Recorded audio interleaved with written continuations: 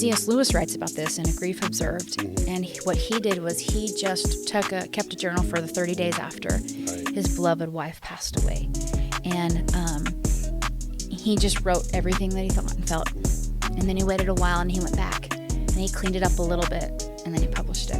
It was merely A Grief Observed, and I genuinely believe that creatives, because they've operated in their beautiful seeing of the world, have something that we can all be encouraged by and nourished by and experience, that their grief's allowing them access to, and we need it.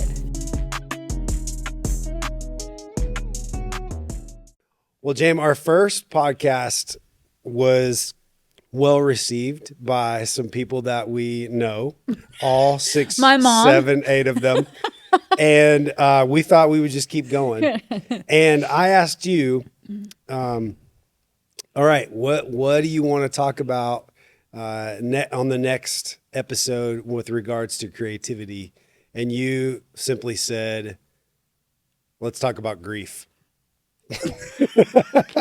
And I hate laughing, but it's funny now that you say it, because so many times when it comes to creativity, we're thinking about innovation, we're talking about expression, we're talking about the light bulb moment, we're talking about having these feelings and thoughts and understandings, or how to unlock creativity, how to get past what we often talk about is how do we get past the block, right, to creativity. And those are all really helpful conversations, and it's an important part of exploring creativity and exploring being faithful with that which we're trying to create. But something that isn't spoken of a lot or talked about very often is grief and creativity. yeah. And I know for me personally, as a creative, in response to grief, there was definitely a season where I wondered if I would ever create again. Yeah. Well, you're right. It does seem odd to think about, And it's uncomfortable because we don't like talking about grief. Nobody likes talking about grief. In fact, this morning, we do these on Sundays because this is our kind of time, and our pastor Afsana, she led us in such a beautiful time of just realizing that often people don't know how to respond to grief, and you're very lonely in your grief. But what I want to talk about today is just what the Lord can do inside of that, and inside of our lives, and inside of our heart as we go through that, and we're constantly challenged to follow Him through grief, even though a lot of times people don't understand what we're going through. And so I just I know it's going to be kind of tough, but can you talk about just the journey of grief that you've been on and we've been on a little bit? I'll set it up. In 2017, a couple of days before Christmas, we got the call that your brother, one of my best friends, he passed away. And that was such a difficult season. Daniel, was his own person, and was is a special brother, and we miss him dearly. But moving through that, I just know that the Lord was with us, and we had so many things that were going on in our family's life. We had committed to move from New Mexico, where we were living, back to Arkansas, and then to have this news, but while we're still in New Mexico preparing to move, was just so hard. But there's just so many things that I could even say about that. But this journey that I know that you and I have been on has been separate. It's been different, obviously. Yeah. My grief was different than your grief, and that's just the way that it is. But can you just talk about what that journey looked like, and your creativity, and the things that I know are on your heart about that? So, I want to establish some context, not to belabor the point, not to compare, grief wounds because I think that is unhealthy and unhelpful. But just understanding, I think, is important. The context that there was a year, the year of 2017, in which we lost multiple family members. And then we moved, which was really challenging. Yeah. And then we had several health challenges with our children, so much so that Elliot wasn't able to go to school for a very long time, and he was home with us, very sick.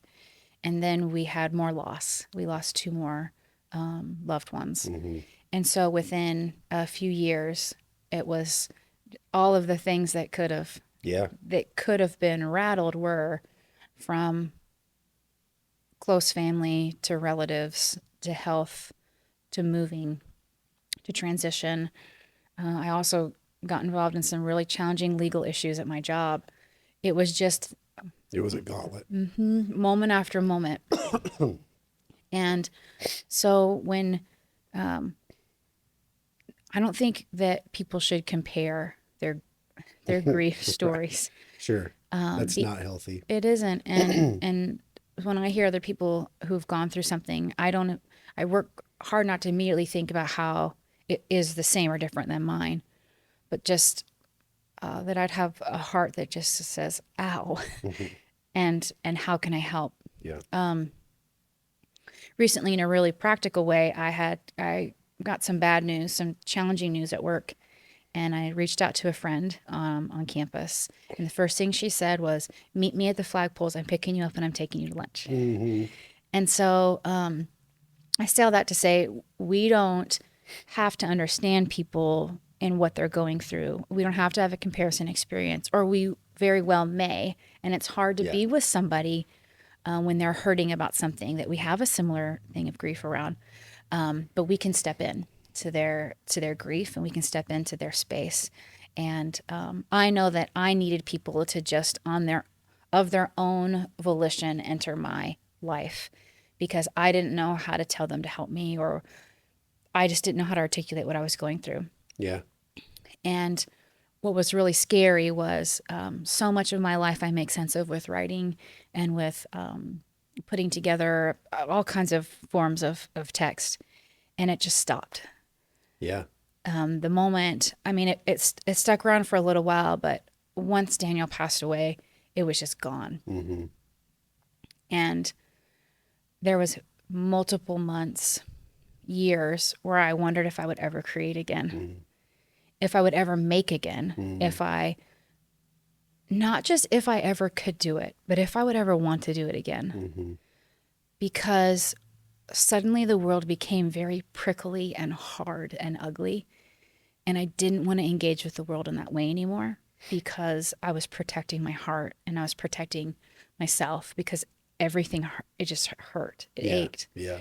And so doing this creative, vulnerable, sharing act seemed an impossible request to make of myself anymore. And I didn't feel it was fair of other people to ask that of me.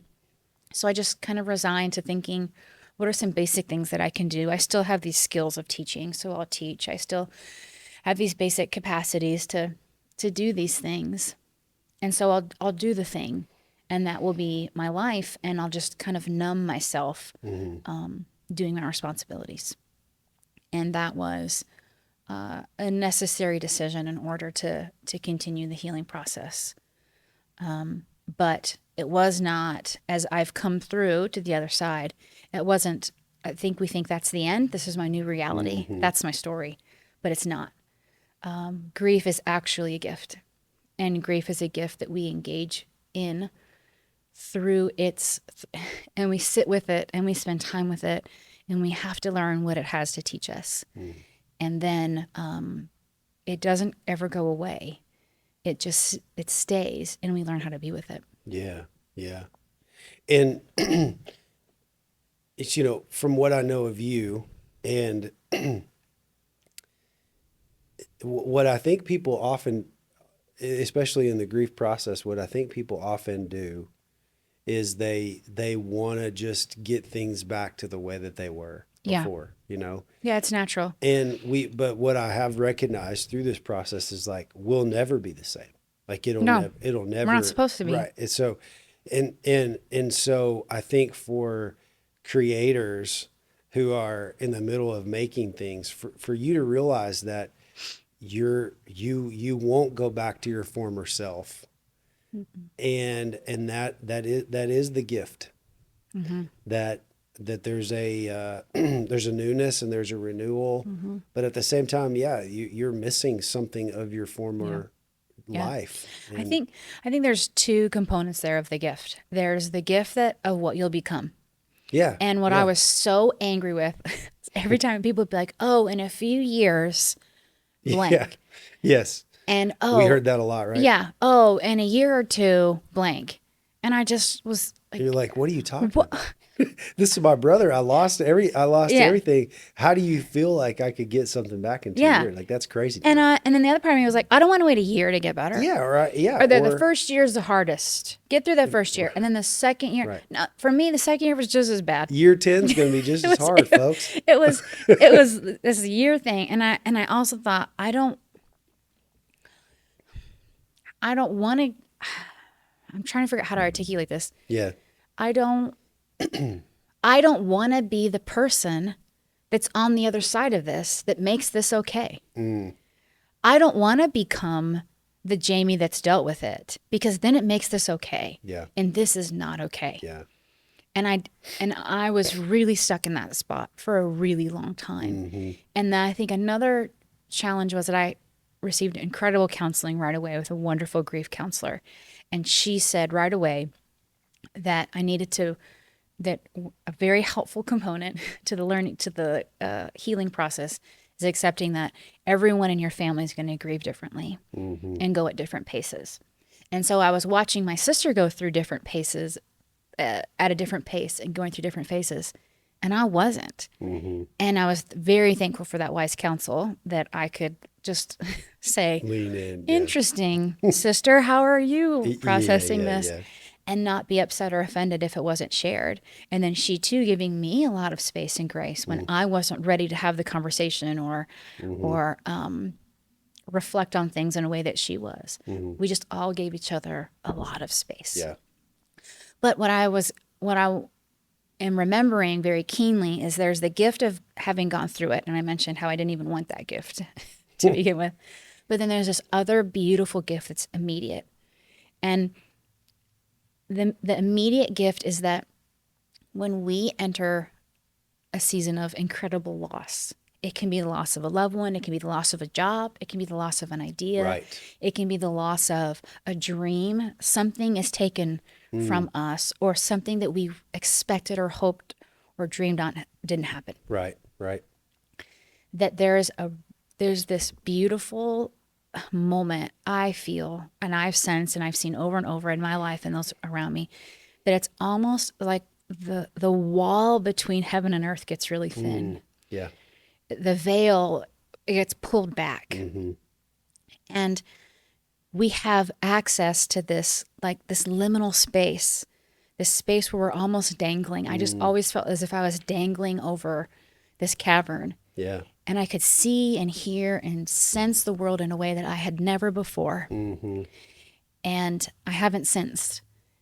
And I really want to encourage any creative, any person who is experiencing grief or loss to not analyze or critique or make sense of those noticings, but to document them in some way, shape, or form, because you're not going to have that access forever. Yeah. You're not going to have that. When grief comes in and first ravages, there's just this rawness and this extra layer of like sensory that we have that gives us access to some really powerful and beautiful and painful things. Yeah. And C.S. Lewis writes about this in A Grief Observed. And what he did was he just kept a journal for the 30 days after his beloved wife passed away. And he just wrote everything that he thought and felt. And then he waited a while and he went back and he cleaned it up a little bit and then he published it. And it wasn't how to grieve. It wasn't the way to grieve. It wasn't a theological exploration on grief. It was merely a grief observed. Mm-hmm. And I genuinely believe that creatives, because they've operated in their beautiful seeing of the world, have something that we can all be encouraged by and nourished by and experience that their grief's allowing them access to, and we need it. Yeah. And I not to use them or use the grief, but the grief, the immediate moment is a gift. Sometimes it's a few days, a few weeks, a few months. I did keep a journal for right after Daniel passed away. And in that hard year, I haven't gone back to it yet. I'm not ready for it. Yeah. But I know it's there and I know it's captured it. And when I'm ready, I'll go back to it. Mm-hmm. And I know that time's not yet. Yeah. I think that the thing that I remember experiencing was that closeness to the Lord. Yeah. In that process, and where I know a lot of people, in speaking to people through ministry things and the things that we even do now, grief hits people in a lot of different ways. Some people approach it in a mad way. They're mad and mad at God and listen, I get all of that. Yeah. But I just remember this just overwhelming, like what felt like a blanket and of thoughts that I even just don't even feel like I could access even now. Mm-hmm. And and those kinds of things have happened to me in the past. When I would have I remember my grandmother passing away, my mom's mom. And immediately I went to write a song, and it was a great song. Like I thought it was really good. Yeah. And luckily we have it documented of me singing it at the funeral. But right. It's just interesting how the Lord works in that grief time. And if we just take a moment and acknowledge that He is in that moment. Yeah. We don't have to fear. We don't have to be afraid. We can know that He's with us and he understands us, and that there's a potential for a creative moment and a connection with the Lord that you may not get again. So man, when I experience grief again, yeah, it's coming for us. It's coming for us again. It's we're either working through it or waiting for the next round. I mean, that's life. That's life. Yeah. And so I hope that through experiencing it, this next round that I know I will have, that I will lean in a little bit even more. Because, go ahead. Yeah, no, because there's just, I don't know, like it's something supernatural to be in that moment and to be that close with Jesus, it seems, and it's crazy to talk about, but yeah, God, I remember this feeling that, and I later read about this. It's an actual phenomenon when we're grieving, and this sense that we have, and the body keeps the score, but feeling almost as if my brother's presence was with me, moving around with me in the room and all over. And the way that I felt when I was around my brother, because, when you're with people, they just give you kind of, maybe I'm assuming all people have this feeling, but, when you're around people, you have certain feelings when you're around them. And they have different, what if you want to call them, energies, spirits, whatever. Yeah. But you have you have this sense around them. Yeah. And I just felt it so strongly everywhere that I went. And that was me processing it, my mind processing it, my heart, my emotions, all of it. And I imagined as I was going through that process, my brain has just been wired to see my brother as present tense. Mm-hmm. And I'm going to have to rewire my brain, and he's going to become past tense. Yeah. And I think that was another really difficult part. I didn't want that rewiring. Yeah. I didn't want that brain. And I was afraid that as I was being rewired, that I would, like I said, be rewiring my brain in light of all this grief and loss, and I would never be a whole person again. It felt as if the work that it was doing was changing me at the core of who I was.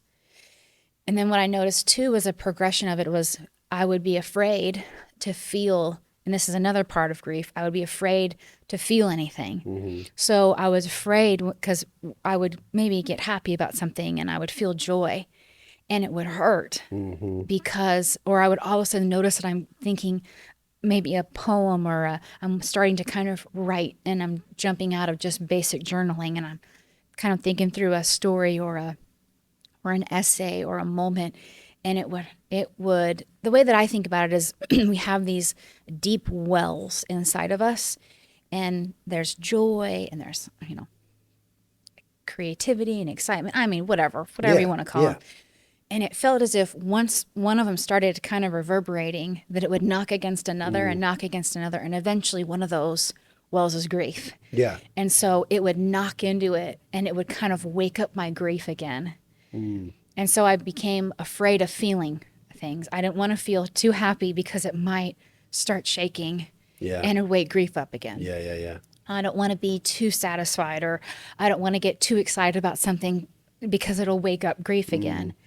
And so much of my creating comes from having these overwhelming feelings and senses and trying to put it to paper or in whatever venue.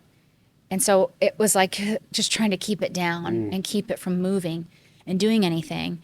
And so there was this really interesting tension, because I also knew that if I didn't start creating, I was going to explode because I felt so much and I was seeing so much and I was understanding so much. And so I carried that around for many, many months, years. And it was really difficult. Well, you're coming around. and it's just been, I think obviously you and I have different personalities. We have different wavelengths. Wavelengths. Well, I'm just wired in a different way. And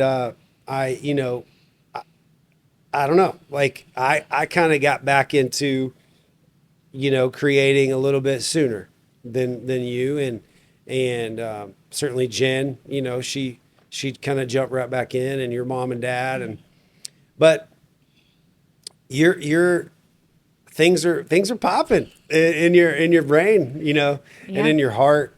And so I want to hear about that. I want to hear about your just what's been happening in your experiences here in the last 6 months, year.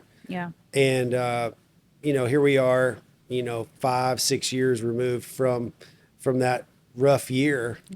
And sometimes it takes a while, sometimes it's short, but sometimes it's long. But I just like to hear about what it is that is going on in your heart now, for people who would listen, and we just certainly want to be an encouragement to them. I think there was like I mentioned, there was a fear that it would never come back. But it did. And so I want to encourage everyone who's listening, everyone who's within 100 miles to know and believe that it's going to come back. It's going to come back when it's supposed to, and it's going to come back how it's supposed to. Absolutely. The creativity. And it's not just going to come back the way that it was. It's going to come back differently because you're a different person, that's right. Because you have different chemicals and different wiring, because life has taught you more, and it's going to be better. And so that is the story of grief, is that it comes and it's a gift, and it makes you better, and it makes your creating better. And it gives it more dimension and more complexity. It gives it more earthiness and also more heavenliness. There's more to it on the other side. 100%. And so when I say I want to talk about grief and creativity, I want to encourage those who are in the middle of it that they're going to get through it. I want to encourage those who haven't been through it yet that it's coming and you're going to be okay.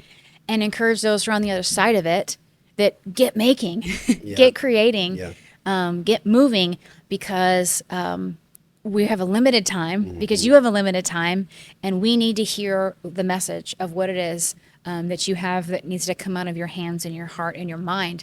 And so for me, I've continued to think about how to write and how to create. For me, a huge creative outlet is my teaching. So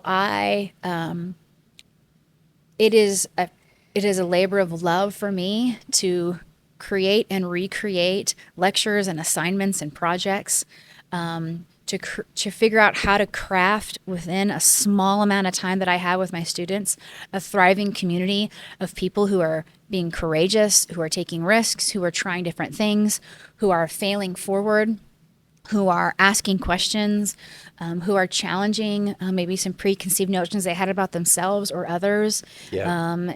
Whether it's based on assumptions of faith, assumptions of roles, assumptions of all kinds of things, of ethnicities and backgrounds and class. So I'm trying to get students to push up against that in the short sprint that I have with them. And for me, my creative endeavors are trying to create these environments, these projects, this way of presenting knowledge and engaging with knowledge so that the individual has an opportunity. They don't have to take it, but an opportunity to think things and see things new. Yeah. I'm also trying to help my teachers see themselves as creators.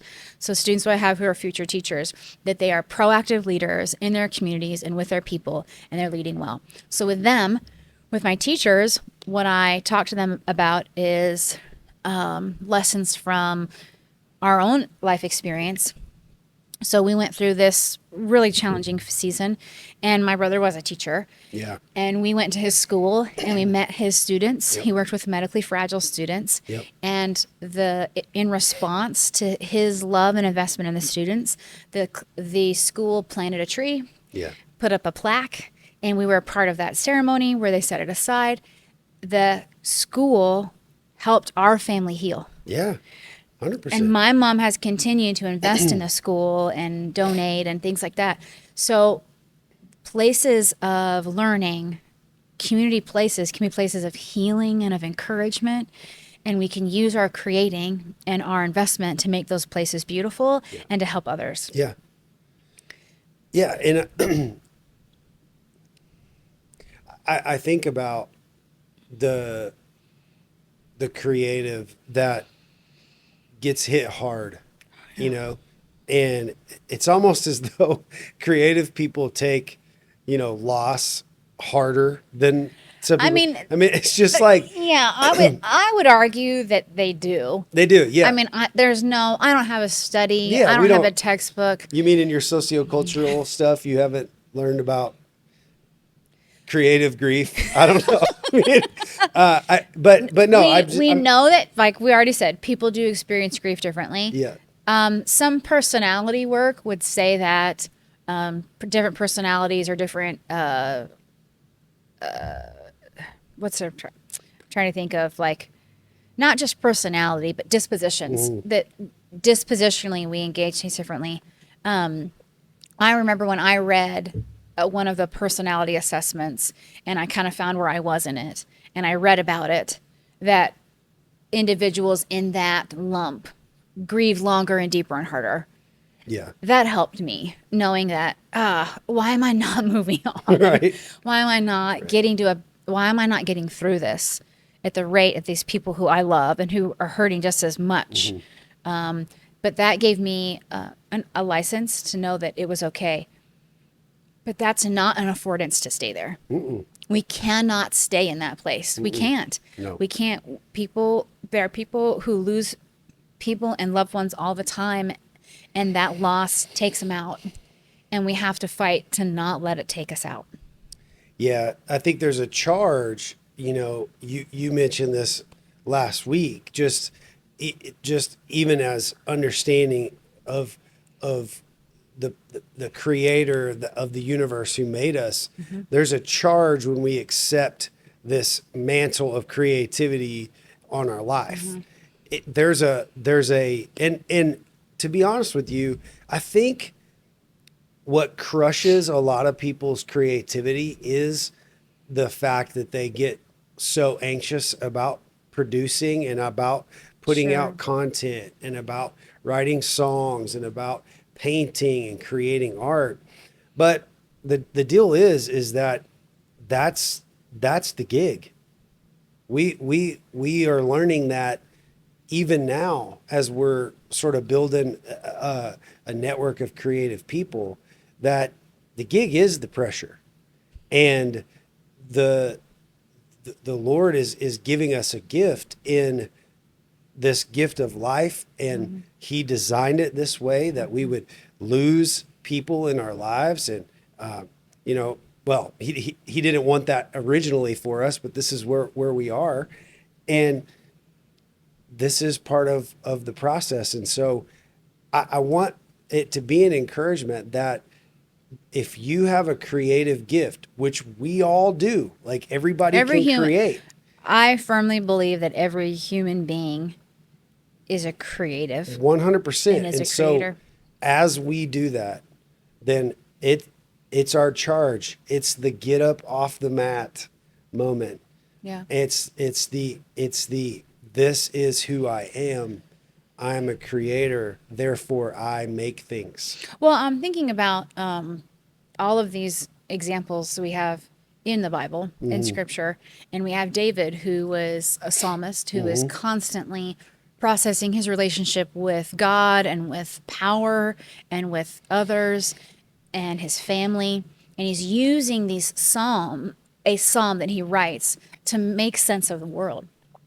So whether you're seeing it as a poem or a a scriptural text, which is both, or a song, he's making these things to try to make sense of what he's experiencing. And all throughout the Psalms, we have the instances of him dealing with grief and with loss, Yeah. and with pain and expectation. Why so downcast, O my soul? Why so disquieted within me? Put your hope in God, both now and forever. Showing us how important it is for us to speak to ourselves, to speak to our hearts.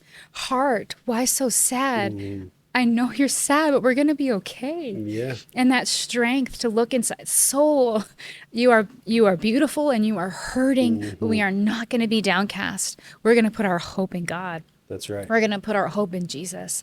I can't even put my hope in my children and my spouse. I can't put my hope in my work. I can't put my hope in my creativity.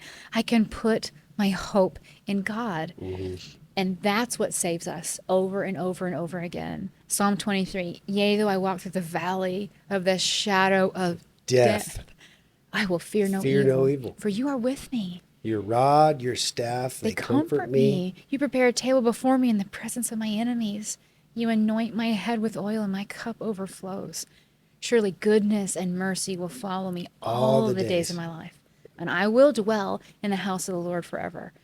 It's those biblical, those God-infused, those faithful metaphors that we have to use to carry us through those times and those moments, and continually say, yes, I feel isolated. Yes, I feel alone.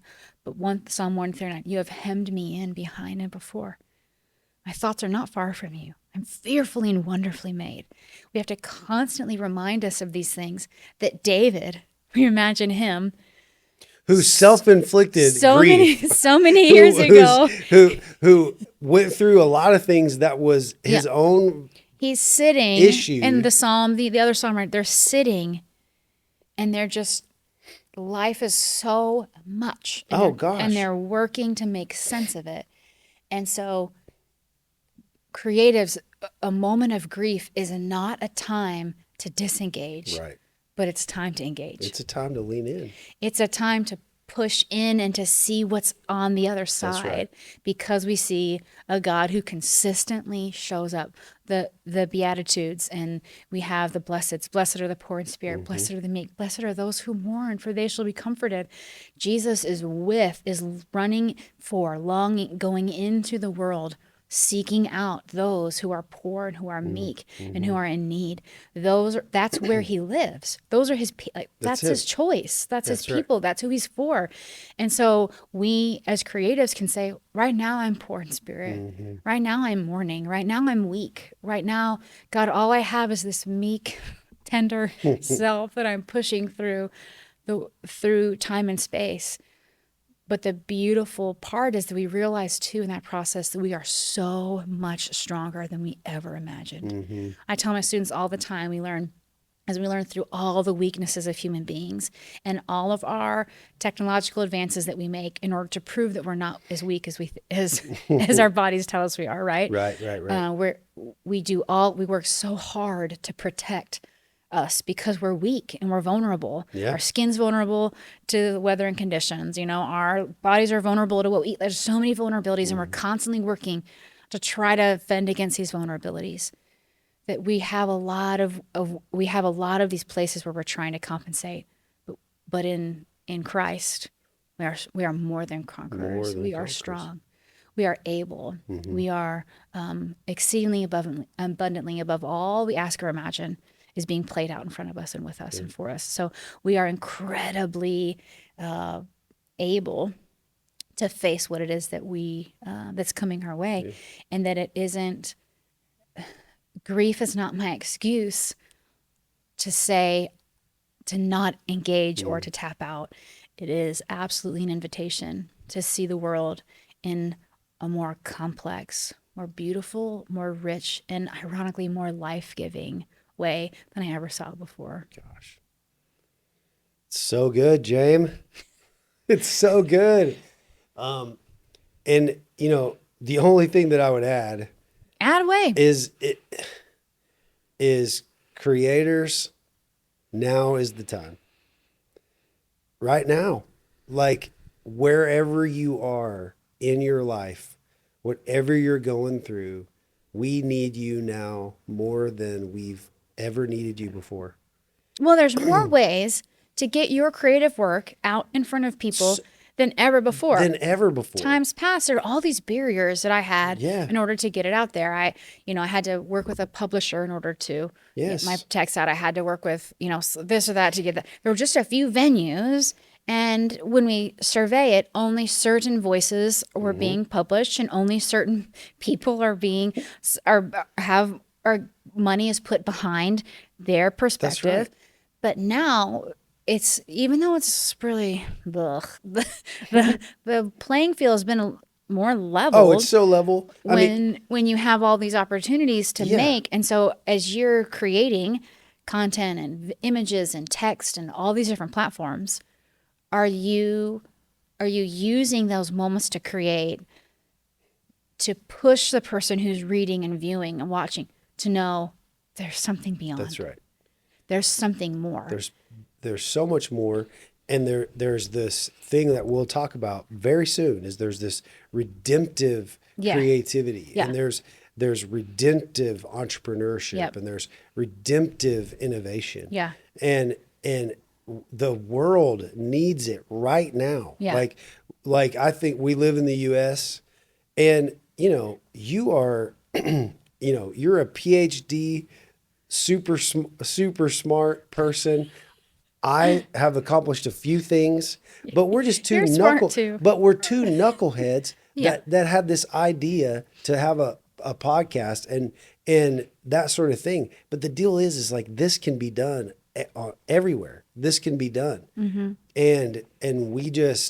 we've gotten this charge in our heart, and we feel like this is the time for us, where we have said we're not going to sit on the sidelines anymore. That we're going to encourage creators to do the thing that they're called to do, no matter what. It's going to get weird in the United States in the next 6 or 7 months. We're in an election year. It's going to get really weird. Well, I think it's acknowledging that there is absolutely a discontent, and there's reason for it. Yeah. There is, we have this massive sense of discontent, and the discontent is being encouraged by all the messages we're receiving, because as long as I'm discontent, I'll spend more money to get content. That's so true. And so as long as I'm continually made discontent with the wrinkles that I have, with the weight that I am, with the clothes that I wear, with the friends who I have, with the car that I drive, with the political party, with whatever. You're on politics today. I'm on politics because watch yourself. It's getting weird. So as long as I can be made discontent, then I'm an excellent target for the next marketing, whatever. Yeah. Right. You become an avatar. Make me discontent, and you can make money off of That's me, right. Right. That's true. But I would push back at that and say we are discontent because deep down we know that the world is not the way it's supposed to be. That's true. I am overwhelmingly discontent because people die and they're not supposed to die. Mm-hmm. I'm discontent because things fall apart and they're not supposed to fall apart. Mm-hmm. Because stuff disintegrates and stuff goes terribly wrong. And inside of me, I have this knowing that things actually should be made right because eternity has been put in all of our hearts by God. Mm-hmm. I know that things are not the way they're supposed to be. And so instead of people making money off of that, I want to listen to the voice that says, you're right. Things are not supposed to be the way that things are, the way that they're not supposed to be. Mm-hmm. And your discontent means that God is calling you heavenward. Mm-hmm. And so let's make things that call people heavenward. Yeah. And let's do that whether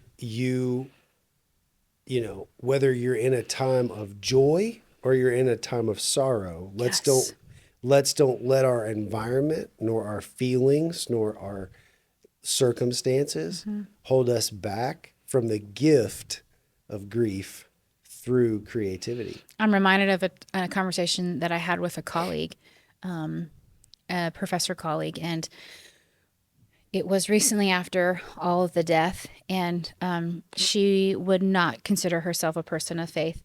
At the time that we were talking, I don't know where she is right now in her journey, but she said, "Where are you at?" Because I know that you kind of have a faith something. How can you kind of, where are you at? Mm-hmm. And I just said, friend, I have to believe in a God that if he is who he says he is, then he has to be big enough even for this. Mm-hmm. My God has to be so big that he doesn't only work in life, but that he also works in death. Because if not, then he's not big enough for this world. Mm. And I said, and I don't know what to tell you because I'm really mad at him. And we just got really quiet. And she just said, fair. Yeah.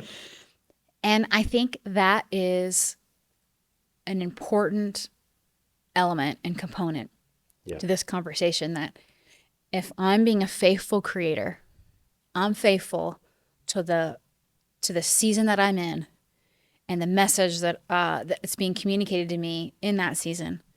And I'm wanting God to come and find me faithful and filled with integrity and filled with truth. Am I going to make mistakes? Absolutely. Am I going to botch up this season? Completely. Is that journal that I have waiting for me to be processed full of some junk, full of some really hard, hateful, hurtful things? Absolutely. But none of it surprised God. And he is big enough for the life, and he's big enough for the death. He's big enough for blessing, and he's big enough for cursing. Mm-hmm. And so we need to find peace and hope and joy in that big God. And all I can do in response to that is be faithful in light of his faithfulness. Amen. Well, thanks for sharing the story of. Sure. It's tough. Journey. It's hard and it's uncomfortable. We think about it often, and we love our family, and we're so grateful for what our family is, and how incredible they have been in the journey as well.